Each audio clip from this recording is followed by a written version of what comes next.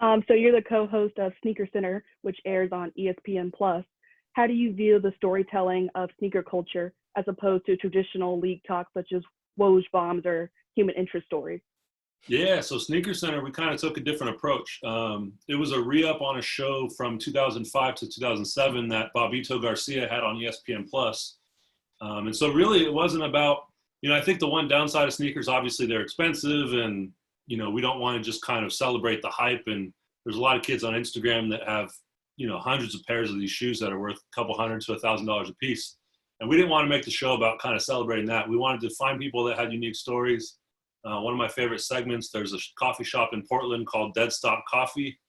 I don't know if you've been there. It sounds like you have, but it's literally a coffee shop themed around sneakers. The whole vibe of it is great. The guys that work there are awesome. So we did like a 3-minute segment on those guys, trying to tell their story, but through the lens of sneakers. So a lot of the people that we featured, they might have had a passion for it, but it kind of drove them to a different, whether it's career or different passion around the industry in life. A lot of the players we had, we kind of tried to come at it from a different angle. So Spencer Dinwiddie on the Nets, he's one of 17 guys in the league with his own signature shoe, but not everybody knows who that is even.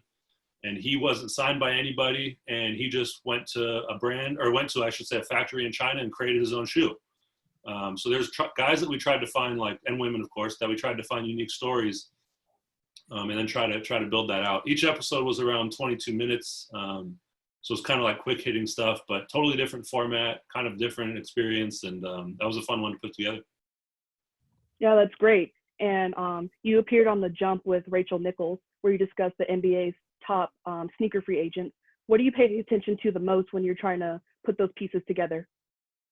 Yeah, so like I said, the access piece is something that's super important. So talking to all the brands, talking to some of the agents, trying to figure out who's going to be a sneaker free agent a year to 2 and even 3 years ahead sometimes. That's probably one of the biggest things I've tried to focus on, because it's an insight that not everybody has. So when you tweet out a story about somebody signing with a brand, whether it's Draymond Green signing with Converse or Luka was up this fall, obviously, sometimes those are revealing things that not everybody can get to. And so reporting wise, when you go to the crux of reporting, that part of it's really interesting and important. Rachel's amazing because she kind of has given me that platform on the show. The first time I was on, she made up my title on the spot, which was Senior Sneakerhead, and it kind of stuck ever since. But it's been fun because it kind of gives a different spin. And the thing I always say about sneakers too is, they have an hour-long show and they kind of analyze the game from a different, kind of game by game, week by week standpoint. But so many of these guys with their different sneaker themes, there's kind of a portal to their personality that you don't really get otherwise. So that's kind of what I try to bring, is kind of a different viewpoint of what the industry is. Sometimes the contracts they have, but also kind of the stories guys are trying to tell and ways that kind of relates to what they're up to. Yeah, that's great. Thank you. I'm sure as you have, as well as the rest of us, have been tuning into The Last Dance. You recently had an interview with the Jordan VP, Gentry Humphrey, where you discussed the secret sauce that made Air Jordan so special. I think Nas kind of said it best on those episodes last night. It's a kid holding a lightsaber, right, to feel like Jordan. What was that secret sauce that you found when you interviewed Humphrey, and what did you guys talk about? Yeah, I mean, I've interviewed Gentry over the years a bunch, and Tinker as well. And I think Tinker had the insight to really involve Michael in a way that nobody else had ever had. At that time, you had a lot of brands that were kind of just doing white leather, and then they would switch the color of the logo, and that was somebody's signature shoe. Obviously, there's not much story there. So Tinker was really pulling from different things of his career. So the Jordan 13 that he's wearing in the Last Dance season, there was a nickname that all of Michael's closest friends called him, which was Black Cat. And that was something that not everybody knew. And that shoe kind of has a paw-inspired stance. There's all these little details. The hologram on the back is like a panther's eye. So there was some cool kind of nuggets like that. And so that's kind of always been the sauce of Jordan brand is, they're trying to pull from Michael, and Michael's obviously giving his input as well. But I think Gentry had a great line that I always loved, which was, they try to be comfortable being uncomfortable. And knowing that if they all are on the same page around that idea, that could kind of push the limits of whether it's trends, whether it's designs, and at least taking some chances. And so I think in the industry where you're designing a year and a half to 2 years in advance. That's a great kind of principle to operate by, because it's going to push you, and you're not going to be looking on the past so much. Maybe you're going to be, obviously in the case of Air Jordan brand, building out some trends. That's great. Thank you.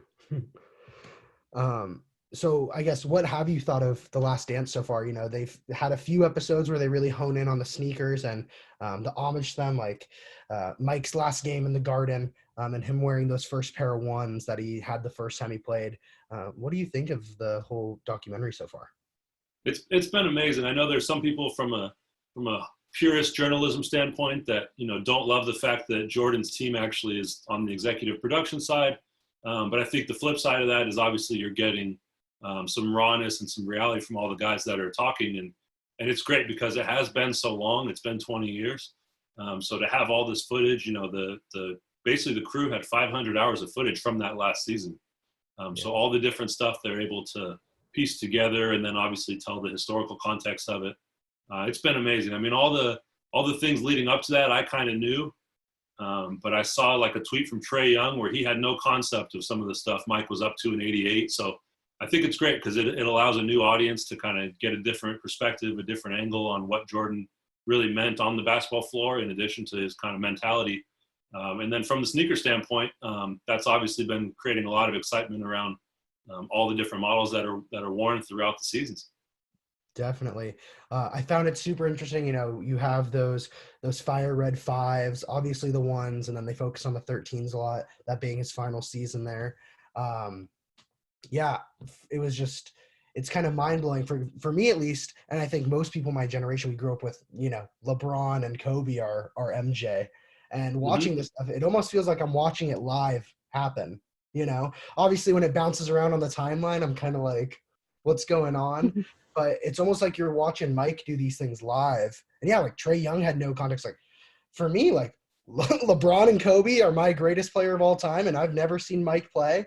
And here I am watching this dude do this stuff that made him the greatest, So I definitely think it brings that revitalization piece of his legacy in. And yeah, just really a chance for basketball fans, period, to just see what Mike was about. Yeah, and obviously with it being slow times right now, it was pretty awesome that they were able to move it up. I think it was supposed to drop June 2nd, so I was glad we didn't have to wait that long. Yeah, definitely a good business move on ESPN's part.